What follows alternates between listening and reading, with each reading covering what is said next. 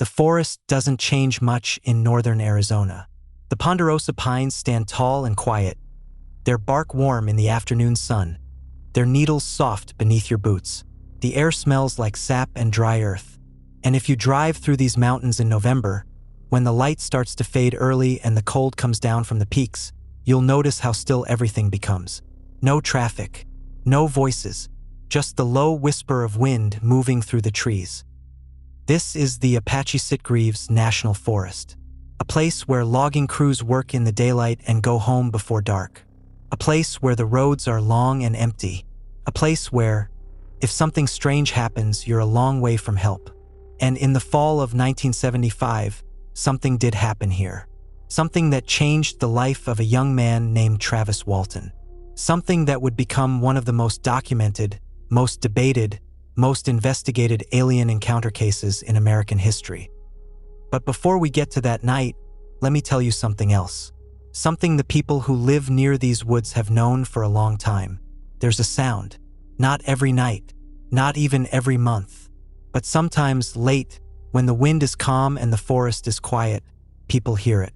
A low hum, steady, almost like the vibration of a distant engine, but softer. It doesn't come from the road. It doesn't come from the sky exactly. It just exists. And when you hear it, you feel it in your chest before your ears even register it. The locals don't talk about it much, but they know. And on November 5th, 1975, that hum was about to become impossible to ignore. So settle in. Let the day go. Let your shoulders drop. Let the weight of the world ease off your chest. Because tonight we're going back to that forest. Back to that road. Back to the moment when 7 men saw something they couldn't explain. And one of them didn't come home. Take a breath. Close your eyes if you'd like. And let's begin. Travis Walton was 22 years old in the fall of 1975. He had brown hair that fell across his forehead, a quiet smile, and hands that were used to work. He wasn't the kind of guy who talked a lot.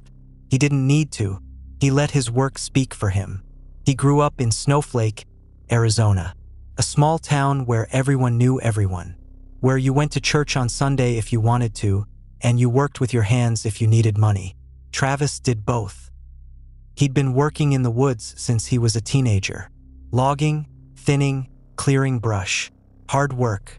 The kind that makes your back ache and your hands rough. But he didn't mind. He liked the forest. He liked the quiet. He liked the way the trees smelled after a storm. The way the light came through the branches in the late afternoon. It was peaceful. And Travis, more than most people, needed that peace. Because his life wasn't perfect. Not by a long shot. He'd been having trouble sleeping. Not insomnia exactly, just restlessness. Like his mind wouldn't shut off at night. He'd lie in bed and think about work, about bills, about whether he was doing the right thing with his life. He was young, but he felt older. Like he was carrying something he couldn't name. His girlfriend, Dana, noticed. She'd ask him if he was okay. And he'd say, yeah, just tired. But she knew. She could see it in his eyes. That faraway look. Like he was somewhere else even when he was sitting right next to her. Travis didn't talk about it much. He kept things to himself. That was just how he was. But there was something else too. Something small. A contradiction in his routine that even he didn't fully understand. Every few nights, Travis would wake up around 3 a.m. Not because of a nightmare. Not because of noise. He'd just wake up. And instead of going back to sleep, he'd get up, walk to the window and look outside. He didn't know why. He just felt like he needed to. And sometimes, when he stood there in the dark, looking out at the empty street and the quiet trees beyond, he'd hear it. That hum. Low, steady. Almost like the earth itself was vibrating. He never told anyone. Not Dana. Not his crew. Not even his brother. Because what would he say? That he was hearing things? That something about the night felt different? No, he kept it to himself. But on November 5th, 1975, that feeling, that hum, that quiet restlessness inside him, all of it would make a terrible kind of sense. Travis was part of a 7-man crew working for the U.S. Forest Service. They were thinning trees in the Turkey Springs area, a remote section of the Apache Sitgreaves. It was good money, but it was hard work. Long days, early mornings, cold hands, sore muscles. The crew was led by a man named Mike Rogers. Mike was older, more experienced, and he ran a tight operation. He didn't tolerate slacking. He didn't tolerate excuses, but he respected his guys, and they respected him. Travis had known Mike for years. They weren't best friends, but they worked well together. Travis did his job, kept his head down, and went home at the end of the day. That's all he wanted. Just to do the work, get paid, and go home. But that day, November 5th, something felt off. Not bad exactly, just off. The sky was clear. The air was cold. The work was normal. But as the afternoon wore on and the light started to fade, Travis noticed something. The forest was quiet. Not just quiet, silent. No birds, no wind, no rustling in the brush, just stillness. He didn't say anything. He figured it was nothing. Maybe the cold had driven the animals deeper into the woods. Maybe it was just one of those days. But when they loaded into the truck to head home that evening, Travis looked out the window at the trees, and for just a moment he felt it again. That hum, soft, distant, but there, and something in his chest tightened. He didn't know it yet, but this was just the beginning. The truck rumbled down the dirt road, kicking up dust behind it. 7 men sat in the back in the cab, tired, quiet, ready to go home. The sun had dropped behind the mountains, and the sky was turning that deep, cold blue that comes just before dark. Mike Rogers was driving. Travis sat in the back with the rest of the crew, his jacket pulled tight around him. The air was sharp and cold, and his breath came out in little clouds. Nobody said much. They were all tired. It had been a long day. The road was rough and winding, cutting through the forest in long, sweeping curves. The headlights of the truck swept across the trees, casting long shadows that moved and shifted with every turn. Travis leaned his head back against the side of the truck and closed his eyes. He could feel the vibration of the engine beneath him, the rattle of the truck bed, the cold metal against his back. He was almost asleep when he heard it. That hum, faint at first, so faint he thought maybe he was imagining it. But then it grew louder, deeper, not a sound you could point to, not a sound that came from any one direction. Just a low, steady vibration that seemed to come from everywhere at once. Travis opened his eyes. The other men were looking around too. He could see it in their faces. They heard it. "You guys hear that?" one of them asked. "Yeah," another said. "What is that?" Mike slowed the truck. The engine noise dropped, and the hum became clearer, steady, rhythmic, almost mechanical. "Probably a generator somewhere," Mike said, but his voice didn't sound sure. Travis sat up. He looked out over the side of the truck, scanning the trees. The light was almost gone now. The forest was dark, the shadows deep and thick. And then he saw it. A glow, soft at first. A faint light filtering through the trees, maybe 100 yards off the road. "Stop," Travis said. Mike hit the brakes. The truck lurched to a stop, and the men all turned to look. The light was getting brighter. Not like a campfire, not like headlights. It was different, softer, more even, like the light was coming from something floating, something suspended in the air. "What the hell is that?" someone whispered. Nobody answered. The hum was louder now, deep and resonant, vibrating in their chests. Travis could feel it in his ribs, in his lungs, in the bones of his hands. The light shifted. It moved between the trees, slow and deliberate, like it was drifting. "Maybe it's a plane," someone said. "Planes don't fly that slow," another man replied. Travis's heart was pounding. He didn't know why. It wasn't fear exactly. It was something else, something he couldn't name. Curiosity. He climbed out of the truck. "Travis, wait," Mike started to say, but Travis was already moving. He walked toward the edge of the road, his boots crunching on the gravel. The light was still there, maybe 50 yards into the trees now. It was brighter, clearer, and it wasn't moving randomly. It was hovering. The hum grew louder. Travis stopped at the edge of the road. The other men were getting out of the truck now, standing behind him, watching, and then the light rose, slowly at first, like it was lifting off the ground. And as it rose, the trees around it were lit up in a soft, golden glow. Travis could see the bark of the pines, the needles, the branches, and then he saw the shape. It wasn't a plane. It wasn't a helicopter. It was something else. Round, smooth, metallic, hovering maybe 30 feet above the ground. No wings, no rotors, no exhaust, just a smooth, curved surface that reflected the last light of the sky. "Jesus," someone whispered. Travis took a step forward. "Don't," Mike said. "Travis, don't." But Travis wasn't listening. He was walking now, moving toward the light, his eyes fixed on the object. He didn't feel scared. He felt drawn, like something was pulling him forward. The hum was inside him now, in his chest, in his skull, in the space behind his eyes. And then the light moved, not toward him, not away. It just shifted slightly, like it was adjusting its position. And for a moment, Travis thought he saw something on the underside of the craft. Panels, maybe, or vents, something geometric and precise. He stopped. He was standing in the middle of the clearing now, maybe 20 feet from the object. The air around him felt different, warmer, thicker, like he was standing in a pocket of space that didn't belong to the rest of the world. And then the light flared, a bright, white burst that filled his vision. He felt his body go rigid, felt a sharp electric shock run through him, from his head to his feet. And then he was on the ground. He didn't remember falling. One moment he was standing. The next, he was on his back, staring up at the sky, his ears ringing, his chest burning. He could hear voices, shouting, the sound of boots on gravel. And then the light was gone. Just like that, the forest went dark.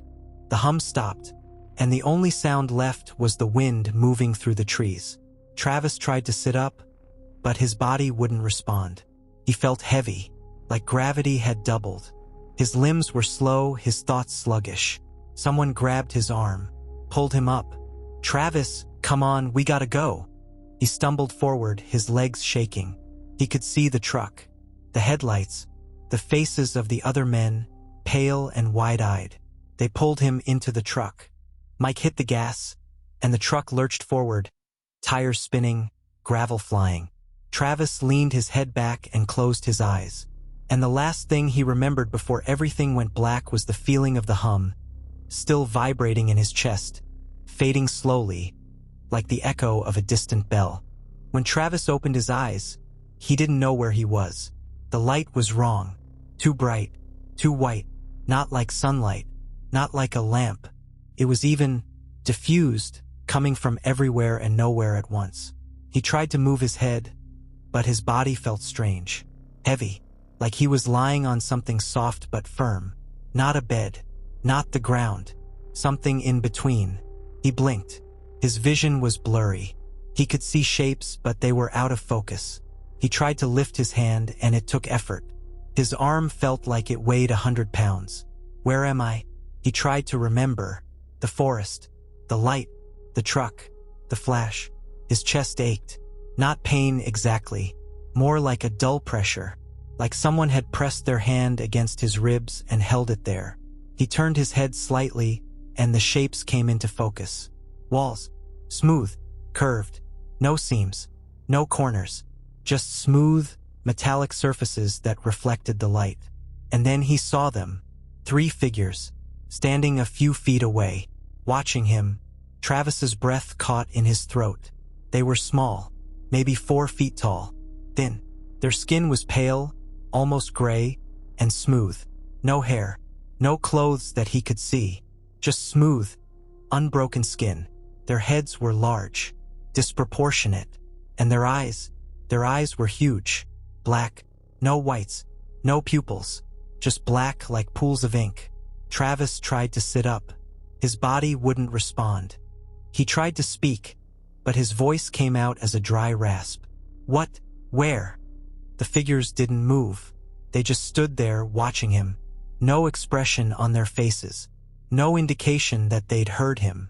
Travis's heart was pounding now. His chest felt tight. He tried to move his legs, but they were heavy, unresponsive.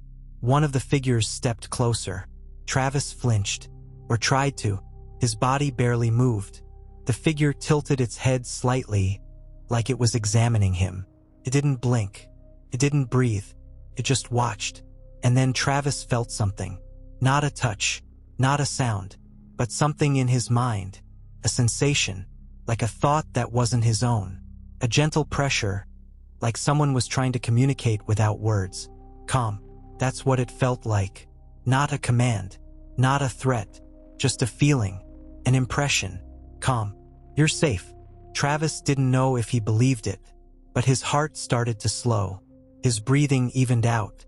The tightness in his chest eased, just slightly. The figure stepped back. Another figure moved forward. This one was holding something. A small, metallic object. Smooth, curved. It looked almost like a medical instrument, but Travis didn't recognize it. The figure brought the object closer to Travis's face. He tried to turn his head, but his body still wouldn't respond. And then the object emitted a soft light. Blue, warm. It swept across his face, his neck, his chest. It didn't hurt. It didn't feel like anything, really. Just warmth. The figure pulled the object away and stepped back. The three figures stood together now, a few feet from Travis, watching him. He could feel their eyes on him, even though their expressions didn't change. And then, slowly, his body started to respond. His fingers twitched. His toes flexed. The weight on his chest lifted just slightly. He tried to sit up, and this time his body obeyed. He pushed himself up onto his elbows, his breath coming in short, shallow gasps. He looked around. The room was small. No windows, no doors that he could see. Just smooth walls and that strange, even light. And the figures. Travis looked at them. They looked back. And then, without a word, without a sound, they turned and walked away. Not toward a door, not toward a wall. They just walked, and as they moved, a section of the wall seemed to open. A seam appeared, a panel slid aside, and beyond it was darkness. The figures stepped through, and the panel closed behind them. And Travis was alone. He sat there, breathing hard, his hands shaking. He looked down at his body. His clothes were still on. His boots, his jacket, everything was the same. But his skin felt different. Not sore, not burned, just different. He touched his chest. The ache was gone. He looked around the room again. No doors, no windows, no way out. And then he noticed something. The light was dimming. Slowly, gradually, like someone was turning down a dial. The room grew darker. The walls faded. The smooth surfaces disappeared into shadow. And Travis felt his body grow heavy again. His eyelids drooped. His head felt like it was sinking into his shoulders. He tried to fight it, tried to stay awake, but the weight was too much. He lay back down, his eyes closed, and the last thing he felt before the darkness took him was that hum. Soft, distant, but there, always there. When Travis woke up again, he wasn't in the room anymore. He was outside, on the ground. The cold hit him first, sharp and biting, cutting through his jacket, through his skin, straight into his bones. He gasped and opened his eyes. The sky was dark. Stars, thousands of them, scattered across the black canvas above him. He could see his breath in the air, little clouds that faded almost instantly. He sat up, his head spinning. Where am I? He looked around. Trees, tall pines, the smell of sap and earth. He was in the forest, but not where he'd been before, not where the truck had stopped. This was somewhere else. He tried to stand, but his legs were weak. They shook beneath him, and he had to grab a tree trunk to steady himself. His hands were cold, numb. He looked down at himself. His clothes were the same. His boots, his jacket, everything was intact. But his hands, there was something on his hands. Dirt, or no, not dirt. He held his hands up to the faint light of the stars. There was a fine, metallic dust on his palms. Silver, almost like powder. It clung to his skin, shimmering faintly. He rubbed his hands together, and the dust fell away, disappearing into the darkness. What the hell? He looked around again. The forest was quiet. No hum, no light, just the wind moving through the trees and the faint creak of branches. He took a step forward, then another. His legs were starting to work again, but he felt off balance, like he'd been lying down for too long. How long? He didn't know. He had no idea. He reached for his watch. It was still on his wrist, but when he looked at it, he stopped. The second hand wasn't moving. He tapped the face of the watch. Nothing. The hands were frozen. 7:43, but it had been almost 7 o'clock when the truck stopped. So maybe 45 minutes? An hour? No, that didn't feel right. His chest felt tight again. Not pain, just pressure, like something was squeezing him from the inside. He started walking. He didn't know where he was going. He just walked.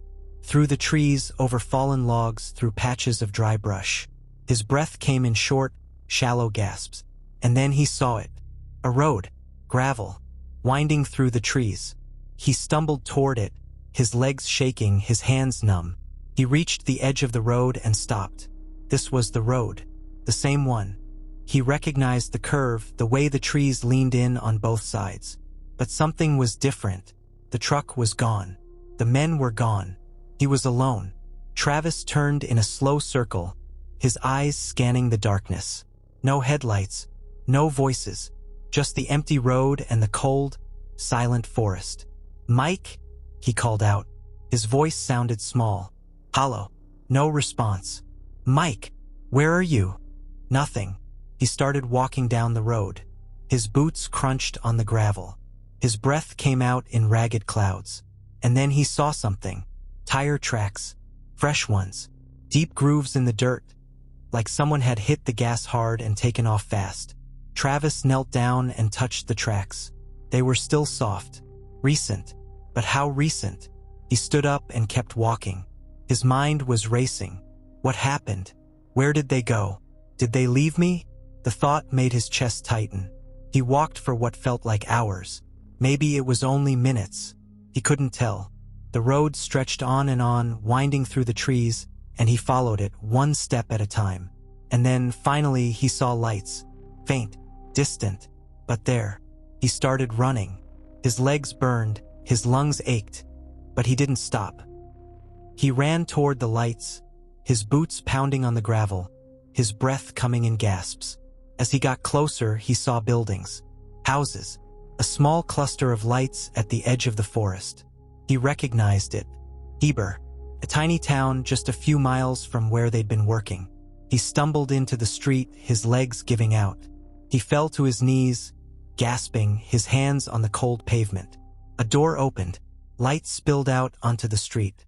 "Hey, you okay?" A man's voice. Travis looked up. A figure stood in the doorway of a small house, backlit by the warm glow of the interior. Travis tried to speak, but his voice wouldn't come. He just nodded. The man hurried over, kneeling beside him. "You need help? What happened?" Travis looked at him. His vision was blurry. His head was pounding. "I don't know," he whispered. And then the man said something that made Travis's blood go cold. "Son, where the hell have you been? People have been looking for you for 5 days. 5 days. Travis stared at him. "What? 5 days?" The man repeated. "You're Travis Walton, right? The guy who went missing." Travis's mind went blank. 5 days. He'd been gone for 5 days, but it felt like an hour, maybe less. Let's pause here for a moment. Let the story settle. Take a breath. Feel the weight of your body sinking into the bed, into the pillow, into the quiet. The forest is far away now. The cold is distant. You're here, safe, warm. Imagine the trees, the way the wind moves through them, the way the stars look, scattered across the sky like grains of sand. Imagine the silence, the stillness, the way the world goes quiet when everything else fades away. You're safe, you're here, and the story will continue, soft and slow, when you're ready. Travis sat in the back of the sheriff's car, a blanket wrapped around his shoulders. His hands were shaking, not from the cold, just shaking. The sheriff, a man named Marlon Gillespie, sat in the front seat, looking at Travis through the rearview mirror. His expression was hard to read. Not angry, not sympathetic, just watching. "You okay?" the sheriff asked. Travis nodded, but he wasn't. He felt like his head was full of static, like his thoughts were jumbled and scattered. "Can you tell me what happened?" the sheriff asked. Travis opened his mouth, then closed it. What was he supposed to say? That he'd seen a UFO? That he'd been taken? That he'd lost 5 days of his life and didn't remember any of it? "I don't know," he said quietly. The sheriff sighed. "Travis, people are worried. Your crew said you got hit by a beam of light and disappeared. Your mom's been calling every hour. We've had search parties out in those woods. You need to tell me something." Travis looked down at his hands. There was still that faint trace of metallic dust under his nails. He rubbed his thumb against his fingertips. "I don't remember," he said, and it was true. Mostly, he remembered the light, the flash, the feeling of falling, and he remembered the room, the figures, the strange, smooth walls. But after that, nothing, just darkness, and then waking up on the ground. The sheriff drove Travis to the hospital in Snowflake. It was late. The streets were empty. The only sound was the hum of the engine and the occasional crackle of the police radio. At the hospital, they examined him. Blood pressure, heart rate, reflexes, everything came back normal. His pupils were fine. His lungs were clear. No signs of trauma. But there were a few things that didn't make sense. His weight was down. 5 pounds lighter than it had been 5 days ago. Not a huge amount, but noticeable. And there was a mark on his chest. Small, red, circular, like a burn, but without the blistering. The doctor asked him about it, and Travis said he didn't know where it came from. The doctor swabbed it, took a sample, said he'd send it to the lab. And then there was his watch. Still stopped at 7:43. The doctor tried winding it, but it wouldn't start. The mechanism was fine. It just wouldn't run. "Battery dead?" the doctor asked. "It's not a battery watch," Travis said. "It's mechanical." The doctor frowned. He set the watch aside. They kept Travis overnight for observation. But by morning, they let him go. Physically, he was fine. Mentally, that was another story. Travis went home with his brother, Dwayne. His mom was there, crying, hugging him so tight he could barely breathe. She didn't ask questions. She just held him. But later, when they were alone, Dwayne asked, "What happened out there?" Travis sat on the edge of his bed, staring at the floor. He didn't know how to answer. "I don't know," he said. "I really don't." But that wasn't entirely true. Over the next few days, Travis started to notice things. Small things. Physical things. The mark on his chest didn't fade.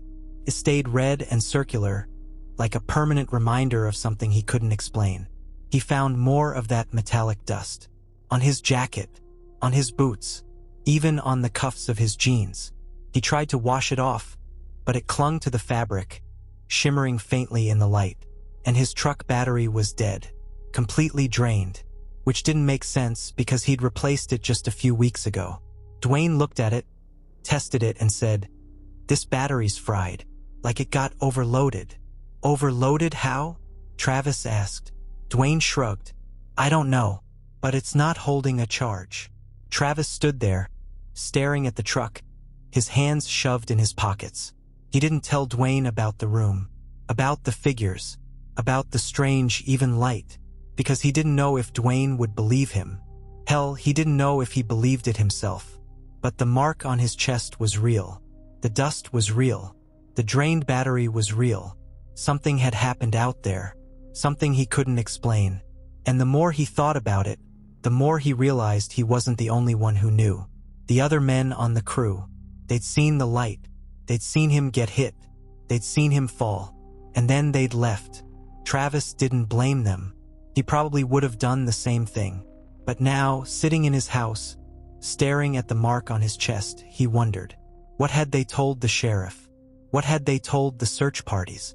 And more importantly, did they believe him? He didn't have to wait long to find out. The first few days after Travis came home were strange. Not bad exactly, just strange. People looked at him differently. When he walked into a store, conversations stopped. When he passed someone on the street, they'd nod, maybe say hello, but their eyes would linger, like they were trying to figure him out, like they were waiting for him to say something. But Travis didn't say anything. He kept his head down. He stayed home. He tried to sleep, but sleep didn't come easy. Every night, he'd lie in bed, staring at the ceiling, and his mind would race. He'd think about the light, the flash, the feeling of falling, and then the room, the figures. He'd close his eyes and see them, those large, black eyes, those smooth, expressionless faces. And then he'd wake up, gasping, his chest tight, his hands gripping the sheets. It wasn't nightmares. Not exactly. It was more like memories, fragments of memories, surfacing when he least expected them. He'd be eating breakfast, and suddenly he'd remember the sound of the hum, that low, vibrating hum that had filled the air before the light appeared. He'd be driving, and he'd remember the feeling of the flash, that sharp, electric shock that had knocked him to the ground. And sometimes, late at night, he'd remember something else. A voice. Not words. Not exactly. But an impression. A feeling. Like someone was trying to communicate with him, but not through language. Through something else. Something deeper. Calm. Safe. Observed. That's what it felt like. Like he was being watched. Not in a threatening way. Just observed. And it unsettled him more than he wanted to admit. Dana came by a few days later. She'd been calling, but Travis hadn't answered. He didn't know what to say to her. When she showed up at his door, she didn't ask questions. She just hugged him, held him for a long time, and when she pulled back, her eyes were wet. "I'm so glad you're okay," she said. Travis nodded, but he didn't feel okay. They sat on the porch, not saying much, just sitting. The sun was setting, casting long shadows across the yard. And then Dana said something that made Travis go still. "My dad saw the light," she said quietly. Travis looked at her. "What? My dad?" she repeated. He was driving home from work that night, November 5th. He saw a light in the sky, over the mountains. He said it was bright, really bright, and it was moving. Travis's heart started to pound. Did he say anything else? Dana nodded. He said it disappeared, just blinked out, like someone turned off a switch. Travis looked out at the trees. His hands were shaking. "He's not the only one," Dana continued. "A couple of other people saw it too. Mrs. Henderson, the guy who runs the gas station. They're all talking about it." Travis didn't say anything. He just sat there, staring at the horizon. So he wasn't crazy. He wasn't making it up. Other people had seen it too. Over the next few days, Travis started hearing more stories. A truck driver passing through on Highway 260 said he'd seen a bright light hovering over the forest. A couple walking their dogs said they'd heard a strange hum. A rancher near Heber said his cows had been acting weird that night. All of them huddled together in the corner of the field, like they were scared of something. And then there was Mike Rogers. Travis hadn't spoken to Mike since the night it happened. He didn't know what to say. Mike had been driving the truck. Mike had been the one who decided to leave. But a week after Travis came home, Mike showed up. He knocked on the door, and when Travis opened it, Mike just stood there, his hands in his pockets, his face pale. "Can I come in?" Mike asked. Travis nodded. They sat in the living room, and for a long time, neither of them said anything. Finally, Mike spoke. "I'm sorry," he said. "I shouldn't have left you." Travis shook his head. "You didn't have a choice." "I did," Mike said. "But I was scared. We all were. That light, whatever it wasn't normal. And when you got hit, when you fell, I thought you were dead." Travis looked down at his hands. "We came back," Mike continued. "After we drove off, we turned around and came back. But you were gone. We searched the whole area, called your name, looked everywhere, but you were just gone." Travis felt a lump in his throat. "I know," he said quietly. Mike leaned forward, his elbows on his knees. The sheriff thinks we're lying. He thinks we did something to you, that we hurt you and made up the story. Travis looked at him. Do you believe that? Mike shook his head. No. I know what I saw. We all do. That light was real. And whatever hit you, it wasn't anything I've ever seen before. They sat in silence for a moment, and then Mike said something that made Travis's chest tighten. I've been hearing it, Mike said. That hum. At night, when everything's quiet. It's faint, but it's there. And I can't stop thinking about it. Travis stared at him. You hear it too? Travis asked. Mike nodded. Yeah, and I think whatever was out there that night, it's still out there. Travis didn't respond. He just looked out the window, the darkening sky, at the trees swaying gently in the evening breeze. And deep down, in a place he didn't want to acknowledge, he knew Mike was right. Over the next few weeks, Travis tried to return to normal life. He went back to work, though not with Mike's crew. The Forest Service contract had been terminated after the incident. Too much attention, too many questions. So Travis found odd jobs. Handyman work, repairs, anything to keep busy. But the dreams kept coming. Not every night, but often enough.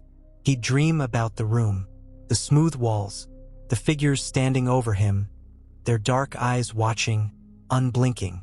And sometimes he'd dream about something else. Something he didn't remember when he was awake. A hallway, long and curved. The same smooth walls, the same even light. And at the end of the hallway, a doorway, an opening. And beyond it, he could never see what was beyond it. He'd always wake up before he got there. But the feeling stayed with him. That sense of something waiting, something unfinished. One night, about 3 weeks after he'd come home, Travis woke up at 3 a.m. The house was dark, silent. He lay there for a moment, listening to the quiet, and then he heard it. The hum, soft, distant, but unmistakable. Travis sat up, his heart pounding. He got out of bed and walked to the window. He pulled back the curtain and looked outside. The street was empty. The trees were still. The sky was clear, filled with stars. But the hum was there. He could feel it in his chest, in his bones. He stood there for a long time just listening. And while it scared him, while it left him with questions that might never be answered, it also gave him a strange kind of clarity. Life was bigger than he'd thought. The universe was stranger.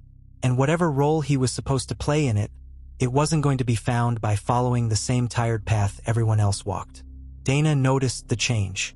She said he seemed calmer, more present, like he'd let go of something heavy. And maybe he had, but there was still a part of him that looked up at the sky, late at night, and wondered if they were still watching, still listening, still waiting.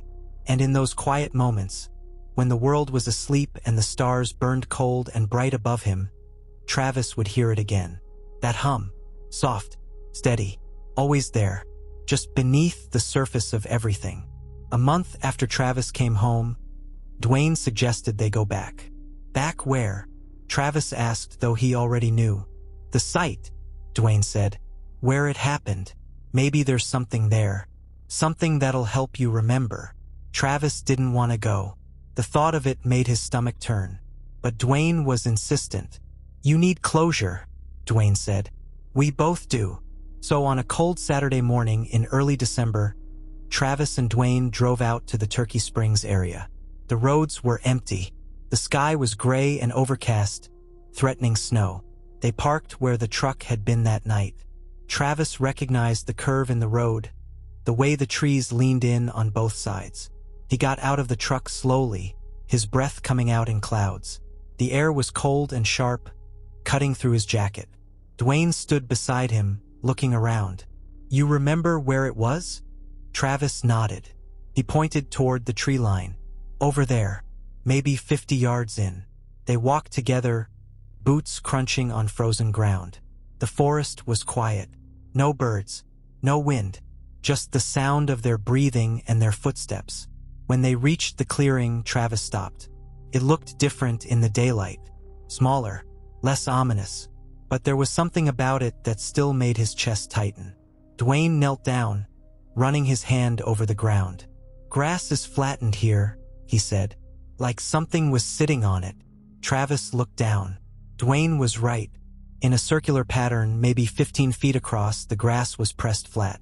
Not dead, not burned, just flattened. Dwayne pulled out a small camera and took a few pictures. "You feel anything?" he asked. Travis closed his eyes.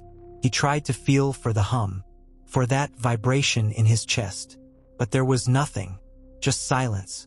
He opened his eyes and looked around. The trees were still. The sky was gray. Everything looked normal. But then he noticed something. The temperature. It was cold, freezing. But in the center of the clearing, where the grass was flattened, it was colder. Noticeably colder. Travis stepped into the circle, and the cold hit him like a wave. His breath caught. His skin prickled. "You feel that?" he asked. Dwayne stepped forward and stopped at the edge of the circle. "Yeah," he said quietly. "It's like a pocket, a cold spot." Travis knelt down and touched the ground. The earth was hard, frozen, but it felt different here, denser, like the molecules were packed tighter. And then he saw it, a small object, half buried in the dirt, metallic, smooth.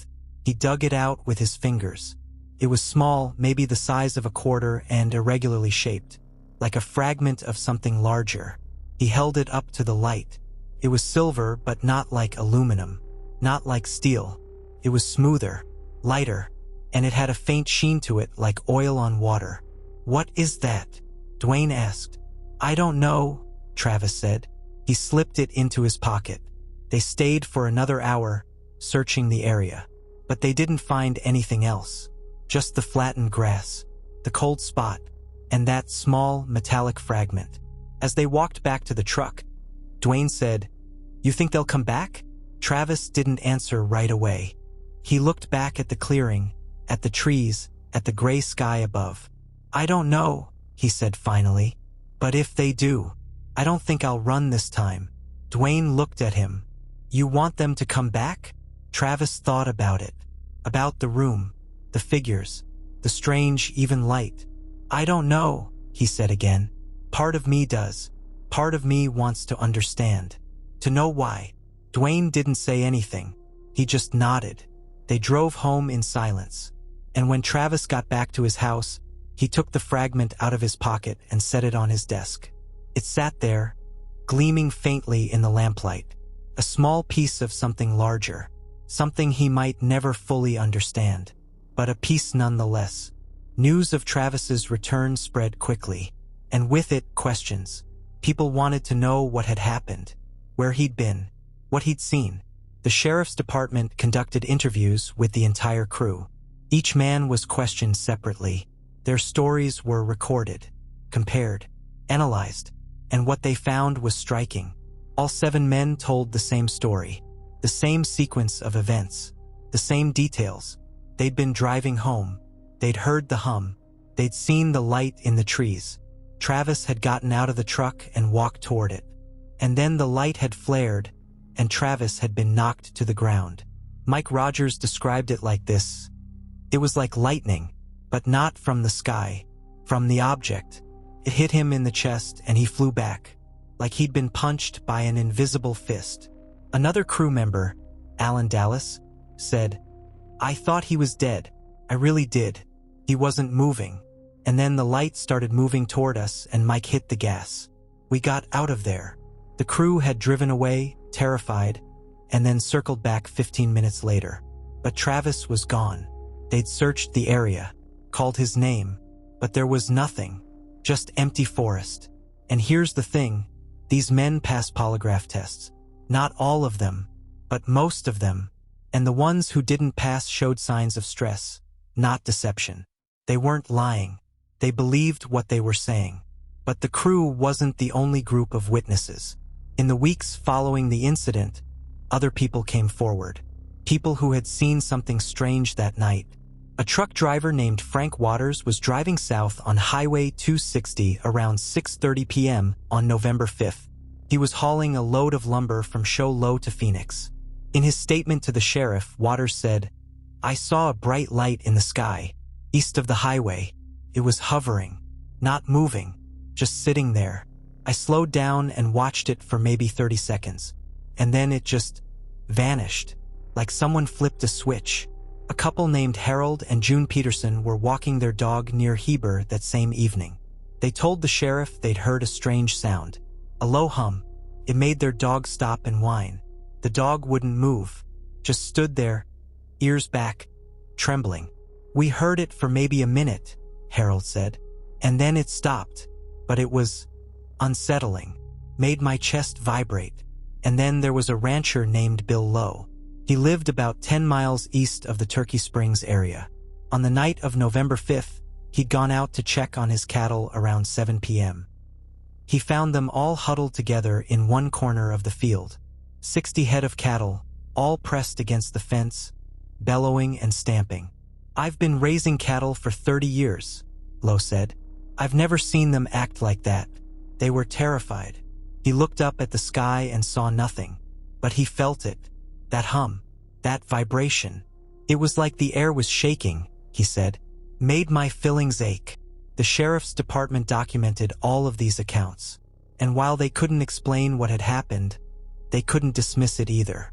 Too many people had seen something, heard something, felt something, and all of them described the same thing. A hum, a light, presence, something that didn't belong. Travis read the witness statements a few weeks later. Dwayne had gotten copies from a friend who worked at the sheriff's office. Sitting in his living room, Travis flipped through the pages. Each statement was typed neatly, signed and dated. And as he read them, something inside him settled. He wasn't crazy. He wasn't making it up. Other people had experienced it too. Not the abduction, not the room, not the figures, but the hum, the light, the strange, undeniable presence of something beyond normal experience. He set the papers down and leaned back in his chair. Dana was sitting across from him, watching him quietly. "Does it help?" she asked. "Knowing other people saw it?" Travis nodded slowly. "Yeah, it does." She reached across and took his hand. "You don't have to prove anything to anyone, you know? You know what happened. That's enough." Travis looked at her. Her eyes were warm, understanding, and for the first time in weeks, he felt like maybe she was right. Maybe it was enough. He didn't need the world to believe him. He didn't need validation or vindication. He just needed to know for himself that it had been real. And now he did. But there was one more witness account that Travis didn't read about until much later. A Forest Service employee named Gary Peterson had been working in a fire lookout tower about 20 miles north of Turkey Springs on November 5th. He didn't come forward right away. He didn't want to get involved, didn't want the attention. But 6 months after the incident, he contacted Dwayne. He said he needed to tell someone. Dwayne brought Travis to meet him at a diner in Snowflake. Gary was a quiet man, mid-50s, weathered face, hands that shook slightly when he lifted his coffee cup. "I saw it," Gary said without preamble. "From the tower. I was up there doing my shift, and I saw it." "Saw what?" Travis asked. "The craft," Gary said. "Around 6:45 p.m. Came up from the south. Silent, moving slow. It stopped over the forest. Just hovered there." Travis leaned forward. "How long?" "Maybe 10 minutes, Gary said. "And then it dropped. Fast, like it was landing. And then, about 5 minutes later, it lifted again. Shot straight up. Faster than anything I've ever seen. And then it was gone."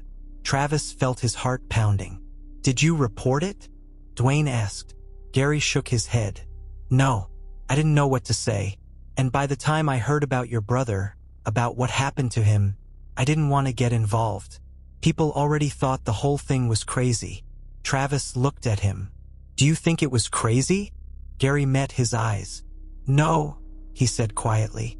"I think you saw exactly what you said you saw, and I think it's still out there." He paused, then added, "And I think it's been out there a long time." Travis didn't know what to say. He just nodded. They sat in silence for a moment, and then Gary said one more thing. "I hear it sometimes. At night, When I'm up in the tower, that hum is faint, but it's there. Like the earth itself is vibrating. Travis's chest tightened. Yeah, he said quietly. I hear it too. And in that moment, in that small diner in Snowflake, Arizona, two men who had witnessed something beyond explanation shared a look of understanding. They didn't need to say anything else. They both knew. The hum was real. The light was real. And whatever had taken Travis that night, it was still out there, waiting. 3 months after the incident, Travis was sitting in his kitchen, making coffee. It was early morning.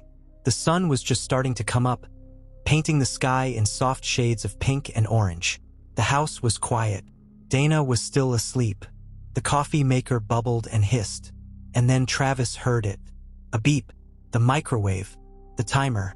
A simple electronic beep. And something in his mind cracked open. The sound. That beep. It was familiar. Not from the kitchen. From somewhere else. From the room. Travis stood perfectly still, his hand frozen on the coffee pot. His heart started to pound. The memory came flooding back. Not all at once, but in fragments. Pieces of a puzzle clicking into place. He remembered the room, the smooth walls, the even light, and he remembered waking up. Not the first time, not when he'd seen the figures, but later, he'd woken up somewhere else. A different room, larger, with panels on the walls, screens, displays, and sounds.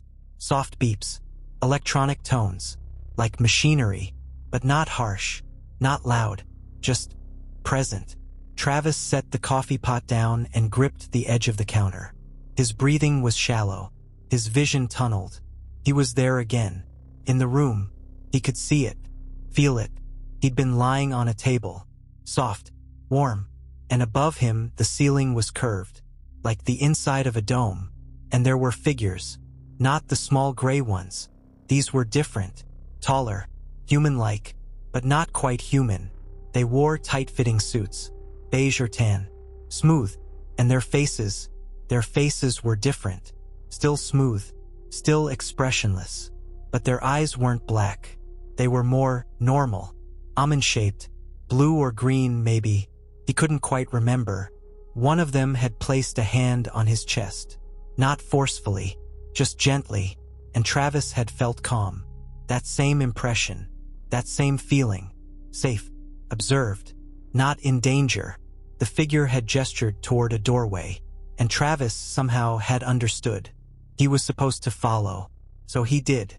He'd sat up, his body responding easily now, no longer heavy or sluggish. He'd swung his legs off the table and stood, and he'd followed the figure out of the room. The hallway was curved, long. The walls were the same smooth material, and the light didn't come from any source he could see. It was just there, everywhere. They walked for what felt like minutes, maybe longer. Travis couldn't tell. And then they reached another room. This one was larger, much larger. The ceiling was high. The walls were lined with panels and screens. And in the center of the room was a window. No, not a window. A view. He could see outside, see the stars, see the curve of the earth below. Travis's knees had buckled. He'd grabbed onto a railing for support. They were in space. He was looking down at the planet, and it was the most beautiful thing he'd ever seen. The figure beside him didn't speak, but Travis felt something, an impression, a thought that wasn't his own. Home, that's what it felt like. The figure was showing him home, reminding him where he came from. And then another impression, fragile, precious, protect. Travis's eyes had filled with tears. He didn't know why. He just stood there, looking down at the earth, at the blue oceans and white clouds and green continents, and he felt something shift inside him. A sense of connection, of belonging, of understanding. They'd stayed there for a while, maybe minutes, maybe hours. Time didn't seem to work the same way. And then the figure had gestured again, and Travis had followed, back through the hallway, back to the smaller room, and then the figure had placed a hand on his shoulder, and Travis had felt that same impression. Sleep. He'd lain back down on the table, and his eyes had closed. And when he woke up, he was on the ground, in the forest, alone. Travis blinked. He was back in his kitchen. The coffee maker was still bubbling. The sun was still rising. But everything felt different now. He remembered, not everything, but enough. He'd been on a ship. He'd seen Earth from space. He'd been shown something, a message, not in words, but in feelings, in impressions, that the Earth was fragile, that humanity had a responsibility to protect it, to care for it, and that whoever they were, whatever they were watching, observing, waiting to see what humans would do. Travis sat down at the kitchen table, his hands shaking. He felt overwhelmed, not scared, not traumatized, just overwhelmed, because the memory was so vivid, so real, and he knew deep down that it wasn't a dream. It wasn't his imagination. It had happened. He'd been there. He'd seen it. And now he had to figure out what to do with that knowledge. Over the next few days, Travis told Dwayne about the memory, and then Dana, and then a few close friends. He didn't go public with it. He didn't call the newspapers or do interviews. He just shared it quietly with the people he trusted. And to his surprise, most of them believed him. Not because they had proof, but because they knew Travis. They knew he wasn't the kind of person to make things up, to seek attention. If he said it happened, then it happened. And slowly, Travis started to feel a sense of peace. The memory wasn't a burden. It was a gift, a reminder that the universe was bigger than he'd ever imagined, that life existed beyond Earth, and that maybe, just maybe, humanity wasn't alone, and that whoever was out there, they weren't enemies. They weren't invaders. They were observers, teachers, maybe, waiting to see if humanity could grow up, could learn, could evolve. And that thought, strange as it was, gave Travis hope.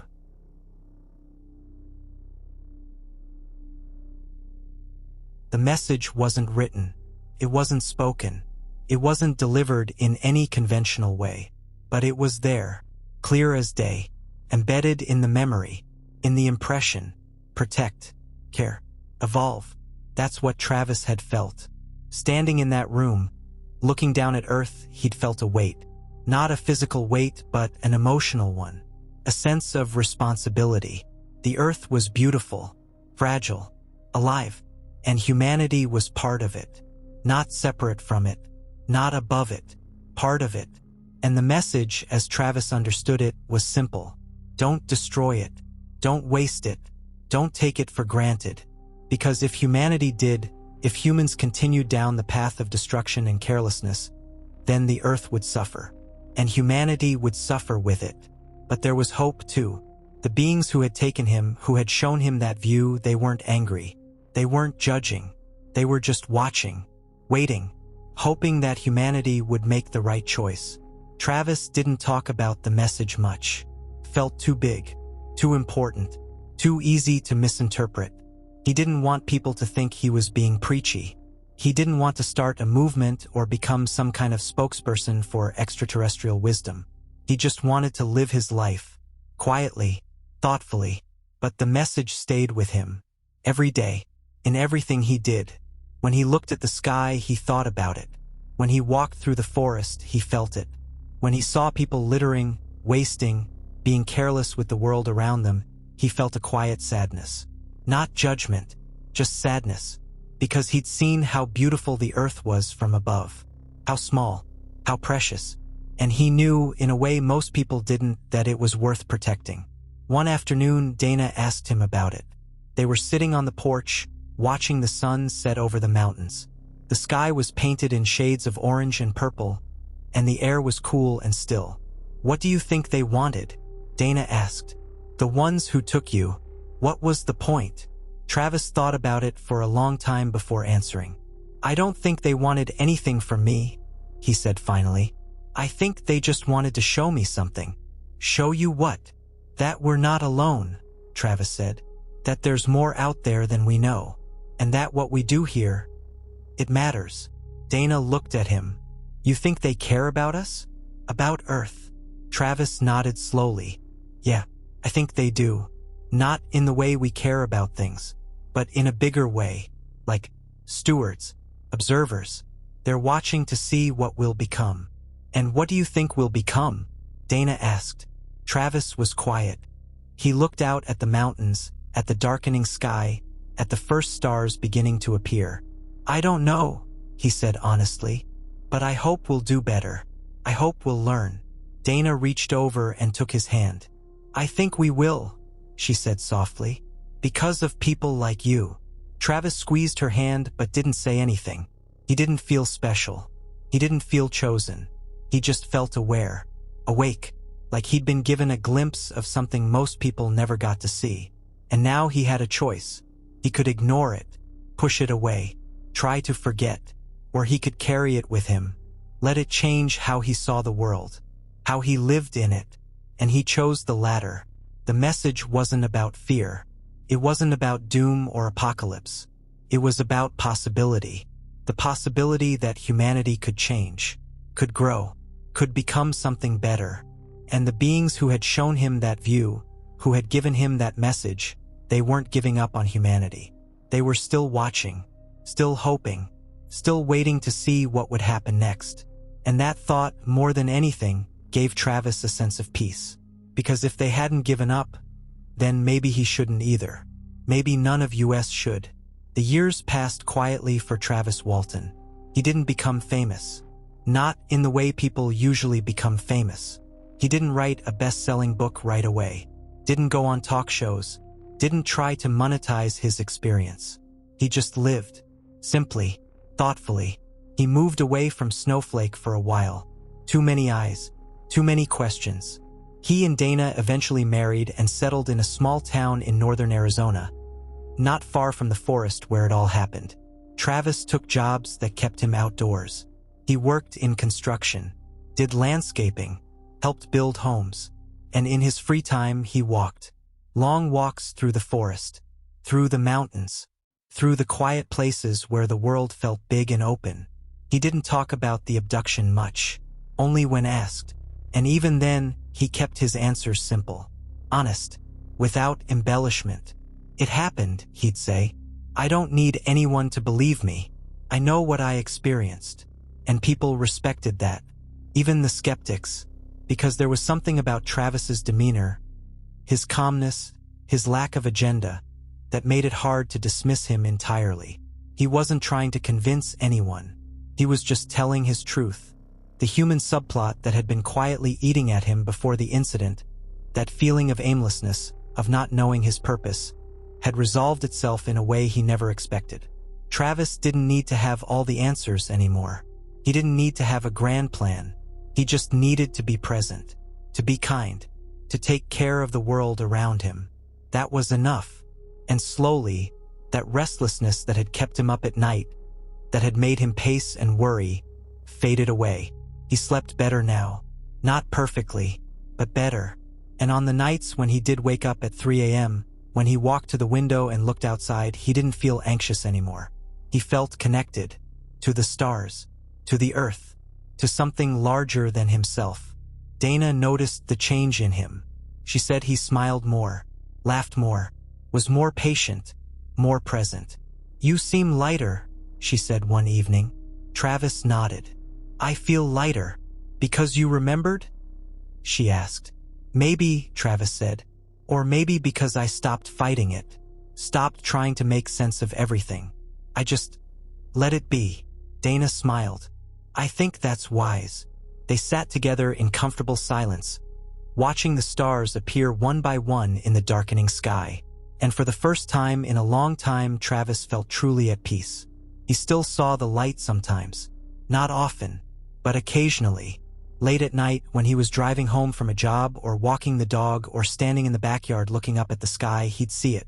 A soft glow, far away, high above the mountains. It never came close, never descended. It just hovered there for a moment, pulsing gently, and then it would fade away. Travis never felt afraid when he saw it. He felt acknowledged, like they were checking in, reminding him they were still there, still watching. And in those moments, he'd raise his hand. A small wave, a quiet greeting. He didn't know if they saw it, didn't know if it mattered. but it felt right. In 1978, Travis finally wrote a book. Not because he wanted to, but because people kept asking, kept pushing. The book was simple, straightforward, just the facts, just the experience. It was called The Walton Experience. It didn't become a bestseller overnight, but it found its audience. People who were curious, people who had their own experiences, people who just wanted to know the truth. And Travis was okay with that. He did a few interviews, a few lectures, but he never became comfortable with the attention. He preferred his quiet life, his walks in the forest, his time with Dana. The book brought renewed scrutiny, renewed skepticism, but also renewed support. Scientists, researchers, and investigators dug into his story. Some tried to debunk it, others tried to validate it. And the conclusion, after all the polygraphs and interviews and investigations? Inconclusive. No smoking gun, no definitive proof, but no evidence of a hoax either. Just the testimony of Travis and the other witnesses, and the strange, unexplainable details that lined up too well to be coincidence. The flattened grass, the metallic fragment, the drained battery, the multiple witness accounts, and the hum, that low, steady hum that so many people had heard but no one could explain. By the time Travis reached his 50s, he'd made peace with the fact that some people would never believe him. And that was okay. He didn't need universal acceptance. He didn't need validation from skeptics. He had his truth, his experience, his memory, and that was enough. He still worked, still walked, still looked up at the sky, and every now and then, when the night was clear and the world was quiet, he'd hear it. That hum, soft, distant, but unmistakable. And he'd smile, because he knew they were still out there, still watching, still waiting, and maybe, just maybe, still hoping that humanity would figure it out. And so, as we come to the end of Travis's story, let yourself settle. Let your body sink deeper into the bed. Let your breathing slow. Let the weight of the day, the weight of the world, just fall away. Travis's story doesn't have a neat ending. Life rarely does, but it has a truth, a quiet, persistent truth, that the universe is bigger than we know, that we're not alone, and that sometimes, if we're lucky, we get a glimpse of something beyond the ordinary, something that changes us, something that reminds us how small we are and how precious this life is. Travis Walton went back to the forest many times after that night. He walked the same trails, stood in the same clearings, looked up at the same stars, and sometimes he still hears it, that hum, low and steady, like the heartbeat of the earth itself, a reminder that the mystery isn't solved, that the story isn't over, that somewhere, in the vast expanse of space, something is watching, waiting, hoping, and maybe on quiet nights like this, when the world is dark and still, you can hear it too, that soft, distant hum, the sound of something beyond understanding, the sound of the infinite. So close your eyes now. Let the story fade. Let Travis's journey settle into the quiet corners of your mind. You're safe. You're here.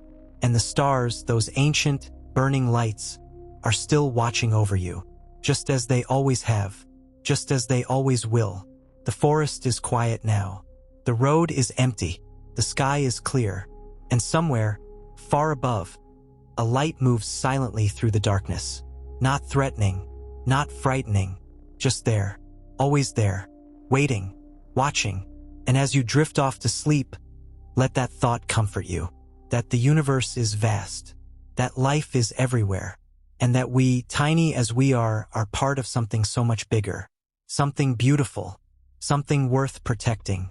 So rest now, let go, let sleep come gently, and know that tomorrow when you wake, the world will still be here. The stars will still be shining. And somewhere, in a small town in Arizona, Travis Walton will be looking up at the sky, remembering, grateful, peace, good night.